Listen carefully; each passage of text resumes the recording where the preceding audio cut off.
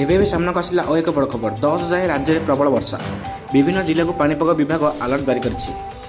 ଯଦି ଆମ ଚ୍ୟାନେଲକୁ ନୂଆ କରି ଆସିଥିଲେ ଚ୍ୟାନେଲକୁ ସବସ୍କ୍ରାଇବ୍ କରି ପାଖରେ ଥିବା ବେଲ୍ ଆଇକନକୁ ପ୍ରେସ୍ କରିଦିଅନ୍ତୁ ଯାହାଫଳରେ ଯେତେବେଳେ ଯେକୌଣସି ମୁହୂର୍ତ୍ତରେ ଆପଣମାନେ ଏମିତି ଲାଟେଷ୍ଟ ଅପଡେଟ୍ ଦେଖିପାରିବେ। ଚାଲନ୍ତୁ ଟ୍ରେନ୍ କରି ଆଜିର ଖବର ଉପରେ ନଜର ପକାଇବା। ଆସନ୍ତା 10 ତାରିଖ ଯାଏଁ ରାଜ୍ୟରେ ହାଲୁକା ବର୍ଷା ସମ୍ଭାବନା ରହିଛି। ଶନିବାର ଉପକୂଳ ଓଡ଼ିଶା ଓ ଦକ୍ଷିଣ ଓଡ଼ିଶାରେ ବର୍ଷା ଓ ଘଡ଼ଘଡ଼ି ସହ ହୋଇପାରେ।